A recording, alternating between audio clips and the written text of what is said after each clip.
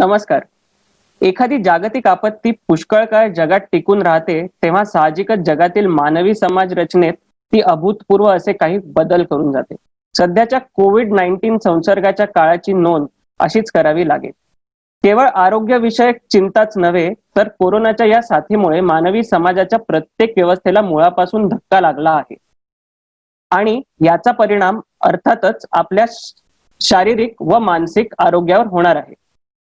एका आरोग्य तज्ञाच्या दृष्टीतून मानवी समाज रचनेत होणारे बदल आरोग्यावर कसा परिणाम करतील हे समजून घेणे म्हणूनच आवश्यक ठरते. या संदर्भात चर्चा करण्यासाठी आपल्यासोबत आज आहेत आरोग्य विशारद व लेखक डॉक्टर अमोल अन्नदाते. नमस्कार डॉक्टर अमोल. नमस्कार अमेय. मी सरळ पहिल्या प्रश्नाकडे वळतो. इतर देशांच्या तुलनेत आपल्या देशात लॉकडाऊनमुळे कोरोनाचा संसर्ग आटोक्यात राहिल्याचा दावा सरकारकडून केला जातो आहे. याविषयी आपले काय मत आहे? इतर देशांच्या तुलनेत आकडे आपले आटोक्यात आहेत असं नाहीये, पण इतर देशांच्या तुलनेमध्ये आपल्याकडे मृत्यूदर थोडासा कमी आहे आणि त्याला काही जेनेटिक म्हणजे काही जैविक कारणं आहेत किंवा आपल्या प्रतिकार शक्ती किंवा आपल्याकडे अनेक वर्षांपासून असलेले जे जंतू संसर्ग आहेत त्याचा याच्याशी संबंध आहे. पण लॉकडाऊन मुळे आकडे खूप कमी झाले असं म्हणण्यापेक्षा मुळात लॉकडाऊन हे फक्त आकडे कमी करण्यासाठी किंवा आकडे कमी ठेवण्यासाठीचा तो पर्याय नव्हता. लॉकडाऊन हा एक ब्रेक होता. लॉकडाऊन हा एक गनिमी कावा होता. तो याच्यासाठी की आपल्याला पुढे कोरोनाच्या संसर्गातून जी आपत्ती किंवा जे सिरियस पेशंट्स निर्माण होणार आहेत ती आरोग्य यंत्रणा आपल्याकडे अस्तित्वात नव्हती. म्हणून आपण थोडासा वेळ मागून घेतला होता कोरोनाला आणि काही ठिकाणी काही प्रमाणात याच्यावरती नक्कीच आकडे कमी झाले. पण काय झालंय की 20 ते 25% लोकांनी लॉकडाऊनचं पालन नीटचं केलेलं नाहीये आणि 20 ते 25% लॉकडाऊन ज्या प्रकारे असायला हवा होता, वैद्यकीय लॉकडाऊन असं मी त्याला म्हणेन, तो तसा प्रशासनालाही नीट कळला नाही किंवा आता अनलॉक होत असतानाही त्या काही प्रमाणात त्या चुका होत आहेत. नेमकं याचं कारण काय, नेमकं हे साधन आहे हे थोडंसं याच्यात गडबड झाल्यामुळे काही प्रमाणात आकडे वाढले. आता इस्लामपूरचं एक्झाम्पल उदाहरण जर तुम्ही दिलं तर काही ठिकाणी प्रशासकीय राजकीय त्याच्यामध्ये इंटरफरन्स झाल्यामुळे आकडे वाढले. असे अनेक फॅक्टर्समुळे मी असं म्हणेल की पार्शली आपण यशस्वी झालेलो आहोत. म्हणजे 50% मार्क मिळवून आपण काठावर पास झालो लॉकडाऊनमुळे आकडे थांबवण्यात. पुढच्या प्रश्नाकडे वळतो. कोरोना सारख्या विषाणूजन्य साथी किंवा असे नवे विषाणू यापुढील काळात येत राहतील अशी चर्चा आंतरराष्ट्रीय पातळीवर होत आहे. तर या भविष्याला सामोरे जाताना आपण कशी तयारी करायला पाहिजे? बघा, साथी या मानवाला किंवा मानव प्रजातीला या आपल्या 5वीलाच पुजलेल्या आहेत. हे काय नवीन सांगण्याची गरज नाही. अगदी म्हणजे नुकताच मागच्या 100-150 वर्षांचा इतिहास जरी बघितला तरी 4 ते 5 मोठ्या साथींचा आपण सामना केलेला आहे. 1897ची प्लेगची साथ असू द्या, जेव्हा पहिल्यांदा ज्योतिबाचं मंदिर बंद करावं लागलं होतं शाहू महाराजांना आणि ती यात्रा कॅन्सल केली आणि आता यावेळी दुसऱ्यांदा केली.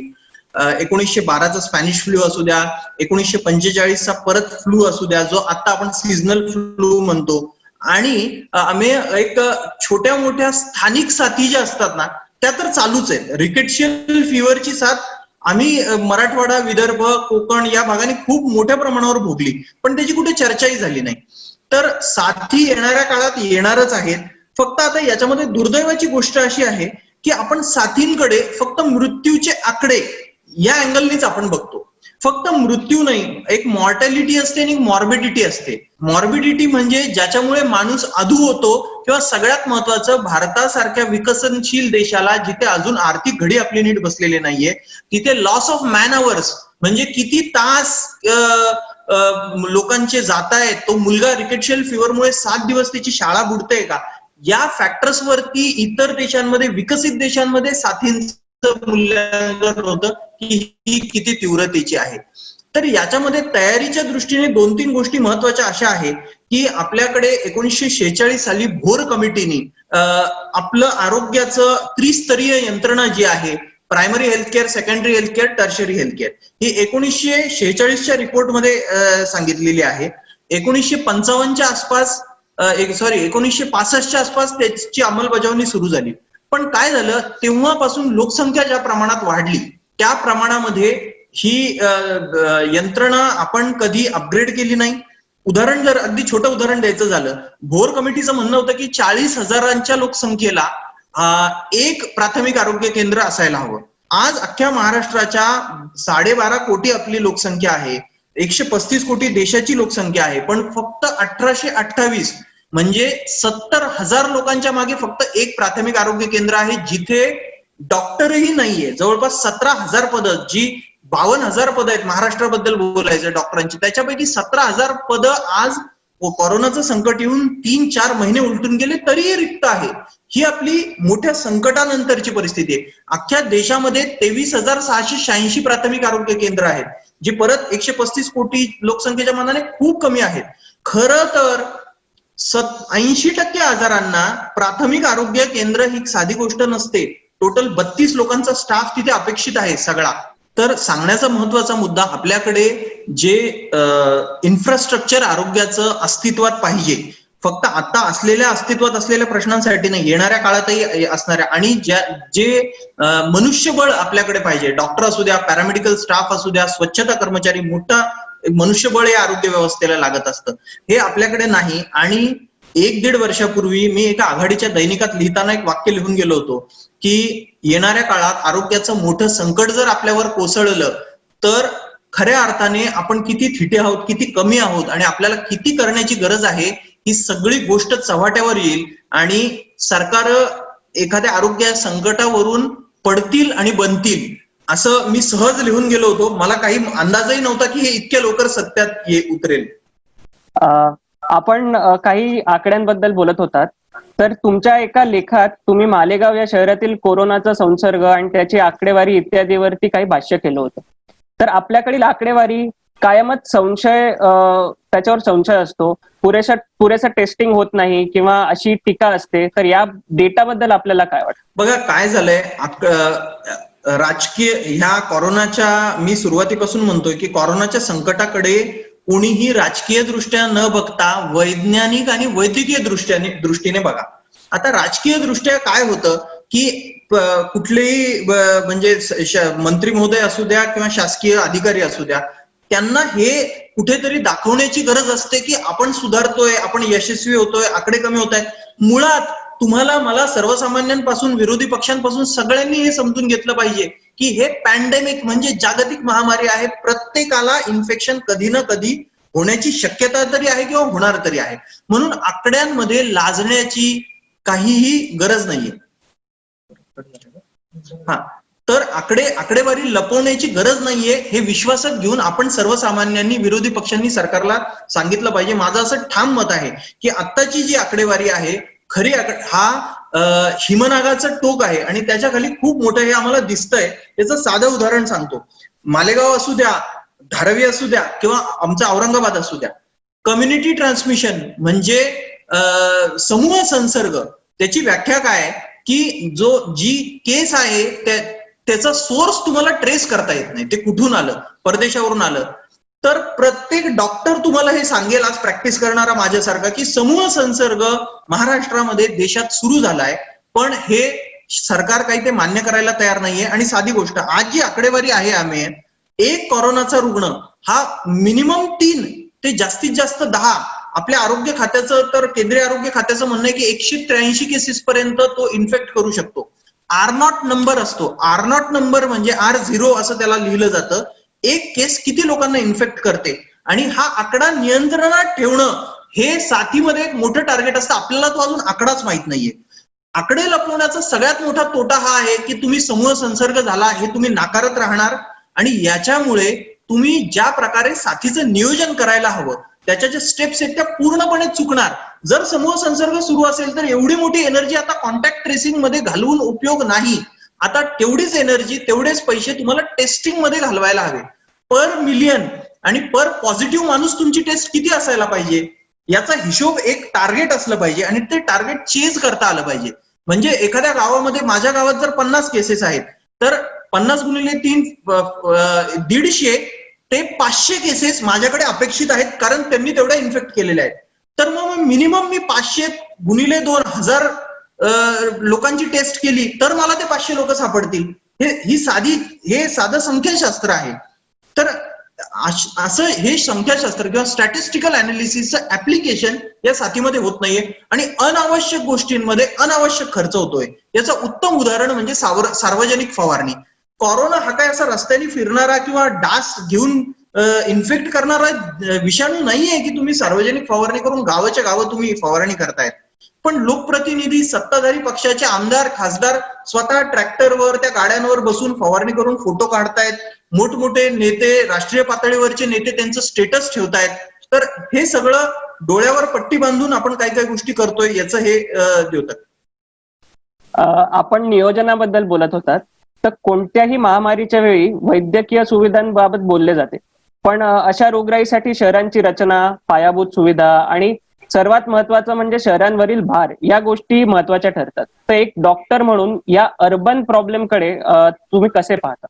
खरं सांगायचं अमेय तर अर्बनायझेशन किंवा शहरीकरण हे एक मिथक आहे असं मला वाटतं. कारण जसं माझा एक ग्रामीण भाग आहे तसे छोटे छोटे ग्रामीण भाग, धारावी हे त्याचं छोटंसं उदाहरण आहे. अशी कितीतरी धारावी मुंबईमध्ये आहेत. मुंबई ही साऊथ मुंबई जर सोडली तर उर्वरित मुंबई ही बकालच झालेली आपल्याला दिसेल. तर ग्रामीण भागामध्ये फक्त ते एका गावापुरते मर्यादित असतात आणि अशी खूप छोटी छोटी गावं ह्या शहरांमध्ये वसलेली असतात. आमच्या केईएम हॉस्पिटलमध्ये मी शिकलोय आणि केईएमच्या पुढे जर तुम्ही निघाला तर हिंदमाता त्या ब्रिजच्या खाली, आता तो मोकळा केलाय, पण तिथे असंख्य रोज रात्री झोपणारे आमचे सगळे पेशंट्स तेच असायचे. तर ती सारखीच आहे आणि याला सगळ्यात महत्वाचं उत्तर आहे आरोग्य सुविधांच्या बाबतीत. आपल्याकडे काय झालंय की 4-5 जी महानगरपालिकेची केईएम, जे सायन, नायर ही 4 हॉस्पिटल सोडली तर टर्शरी लेवल सेंटर्स आपण राज्यामध्ये निर्माणच करू शकलो नाही. आणि आरोग्याच्या बाबतीत असू द्या किंवा दुसरीच्या काय, आजही म्हणजे आता लोकांना कळायला लागलंय, पण कॅन्सर झाला तरी मुंबईला जा, डायलिसिस लागेल तरी मुंबईला जा, ही 4-5 वर्षापूर्वीची परिस्थिती होती. आजही तालुका म्हणजे जर परत तुम्ही निमशहरी म्हणजे मी 2nd टायर आणि 3rd टायर सिटीज किंवा महानगरांकडे म्हणजे औरंगाबाद, नागपूर, सोलापूर यांच्या बाबतीतही म्हटलं तर परत तशीच परिस्थिती आहे. आणि ही जी नोडल सेंटर्स आपल्याकडे डेव्हलप व्हायला पाहिजे होती, तालुके आपले नर्व्हज आहेत या देशाचे, तिथे ज्या आरोग्य सुविधा निर्माण व्हायला पाहिजे होत्या खासगी आणि शासकीय. 100 खाटांचे आपल्या राज्यामध्ये जी सब डिस्ट्रिक्ट हॉस्पिटल आहे तिथे काहीही होत नाहीये. सर्दी खोकला जर सोडला तर या सब डिस्ट्रिक्ट हॉस्पिटलला कुठल्याही गोष्टीची ट्रीटमेंट आज लोकांना जाण्याची हिंमत होत नाही. साधं उदाहरण सांगतो, नाव घेऊन सांगायला हरकत नाही आणि ही राजकीय टीका आहे असं कोणी समजू नये, हे वैज्ञानिक वैद्यकीय दृष्टिकोनातून बघावं. नांदेड सारख्या ठिकाणावरून एक माजी मुख्यमंत्री अशोकजी चव्हाणांना ब्रिचखंडीला जावं लागतं. नांदेडला उत्तम मेडिकल कॉलेज आहे, कितीतरी हॉस्पिटल्स तिथे आहेत. धनंजयजी मुंडे यांना परळीहून मुंबईला जावं लागतं. का आपल्याकडे मंत्री महोदयांना तिथल्याच सरकारी हॉस्पिटलमध्ये, मी म्हणतो हॉस्पिटॅलिटी द्या ना. याचं डिकंजेशन जे आहे उत्तम उदाहरण मी सांगतो एक पटकन, ते म्हणजे आमचं नाशिकचं आरोग्य विज्ञान विद्यापीठ दौलतरावजी आहेरांनी जे सुरू केलं. तेच विद्यापीठ आज परत त्याच मुंबईमध्ये आणि त्या साऊथ मुंबईमध्ये असतं तर काय परिस्थिती झाली असते. आज मस्त डोंगरावरती 40 एकरांच्या परिसरामध्ये आरोग्य विद्यापीठ वसलेलं आहे. असंच मला वाटतं की सुविधा, अर्थात हा विषय वेगळा आहे म्हणजे तुम्ही इतर तज्ञांकडून याच्याबद्दल, पण मी म्हणतो की जर कृषी आयुक्तालय हे पुण्यात आहे तर ते हिंगोलीला का नाहीये? साखर आयुक्तालय आणि साखर आयुक्त पुण्यात बसतात तर कोल्हापूर, सांगली, सातारा हे साखरेचं सेंटर आहे तर ते तिथे का नाहीये? मी अगदीच मंत्रालय इतरत्र घेऊन जा असं मी म्हणत नाही, पण ह्या गोष्टी कराव्या लागणार आहेत कारण याचा थेट संबंध हा आरोग्याशी आहे. चर्मोद्योग आहे धारावीचा, हा तुम्हाला शहापूरला किंवा इगतपुरीला इकडे असं आता हलवावं लागणार आहे. हे सगळं करावं लागणार आणि याची सुरुवात झाली आहे. वर्क फ्रॉम होम आपण जे म्हणतोय आता, ती याची सुरुवात आहे. आणि हे कोरोना हे तुम्हाला पूर्ण अशा प्रकारे बदलवून टाकणार आहे, तुम्हाला भाग पाडणार आहे बदलायला. पुढच्या प्रश्नाकडे वळतो. कोरोनापासून धडा घेऊन आपल्या जीवनशैलीमध्ये आणि विचार करण्याच्या पद्धती किंवा मानसिक धोरणांमध्ये काही बदल करावे लागतील असे बरेच जण म्हणतात. तर हे बदल कसे असतील, आपल्याला याच्याबद्दल काय वाटतं? बघा, काही काळापुरतं म्हणजे अगदीच परमनंट असं मी येत्या 200-150 वर्षांसाठी नाही, पण येणारं दशक जे आहे किमान 10 वर्ष याच्यावर कोरोनाचा प्रभाव राहणार आहे. आणि आपल्या पिढीसाठी आपण आपल्यासाठी एक बीसी आणि एडी जे म्हणतो ना आपण, बिफोर क्राइस्ट, तर तसं मी बीसी आणि एसी आता बिफोर कोरोना आणि आफ्टर कोरोना असं वर्गीकरण आपल्याला करावं लागणार आहे. वय स्टार्स आपण म्हणतो ना, तसं एका रात्रीतून जगाला जाग आली आणि स्वच्छतेचे नियम, हात धुण्याचा ज्यांनी शोध लावला त्याला मृत्यूदंडाची शिक्षा एकेकाळी दिलेली आहे. पण याच हात धुणं हा जगण्याचा मंत्र झाला. आपल्या पोशाखामध्ये मास्क आणि खिशामध्ये सॅनिटायझर, पेन जसं आपण घेतो किंवा मोबाईल फोन घेतो, पेन रादर म्हणण्यापेक्षा, किंवा लॅपटॉप घेतो, तसं आता सॅनिटायझर आपल्याला हातात आहे की नाही हे आपल्याला तपासण्याची वेळ आलेली आहे. एक महत्वाचा मानसिक बदल मला जो जाणवतो, लॉकडाऊनमुळे प्रचंड स्ट्रेसही वाढलेला आहे. कोरोनामुळे एक झोन ऑफ कंट्रोल आम्ही अनेक वर्षांपासून आमच्या रुग्णांना किंवा बाल मानसशास्त्रामध्ये किंवा मानसशास्त्रामध्ये शिकवण्याचा प्रयत्न करत होतो आणि जो आपल्या कधीच पचनी पडत नव्हता, तो झोन ऑफ कंट्रोल कोरोनाने आपल्याला शिकवलेला आहे की माझ्या हातात काय आहे, मी काय करू शकतो. दुसरा एक महत्वाचा शब्द या जगाला आणि देशाला कळला आणि ज्याच्याकडे कधीच लक्ष जात नव्हतं, तो म्हणजे कोमॉर्बिडिटी. कोमॉर्बिडिटी या एका शब्दाने जसा आपल्या महाराष्ट्राचा देशाचा घात केलाय, तसंच कोरोना मुळे जो घात होतोय तो फक्त कोमॉर्बिडिटीने होतो. मी म्हणतो की जसं शिशुपाल तुमचे 100 गुन्हे मोजतो, तसे कोरोना तुमचे 100 गुन्हे मोजतो. त्याच्यातले पहिले 6 महत्वाचे गुन्हे असतात: तुमच्या पोटाचा घेर, तुमचा लठ्ठपणा, तुमचं वजन, तुमचं बॉडी मास इंडेक्स, तुम्हाला कॅन्सर आणि तुमच्या दैनंदिन सवयी. तर या सवयींवरती आता आपल्याला फोकस व्हावं लागणार आहे, कारण ज्याच्या या सवयी नसतील त्याला कोरोनामुळे मृत्यूची शक्यता जास्त आहे. बाधेची शक्यता, संसर्गाची शक्यता काही प्रॉब्लेम नाही, ते प्रत्येकाला होण्याची शक्यता आहे. तर मला वाटतं या गोष्टींकडे फोकस, म्हणजे खूप वर्षांनी शुगर नॉर्मल काय असते हे लोक आम्हाला विचारायला लागले, ब्लड प्रेशर मी घरी कसं मोजू हे लोक आम्हाला विचारायला लागले. आणि एक दुसरा एक सामाजिक बदल जो मला जाणवतोय, अनावश्यक प्रवासावरती कोरोनाने खूप मोठा निर्बंध केलेला आहे. म्हणून एक गोष्ट झाली की प्रवासाशिवाय खूप गोष्टी होऊ शकतात हे आपल्याला कळलं.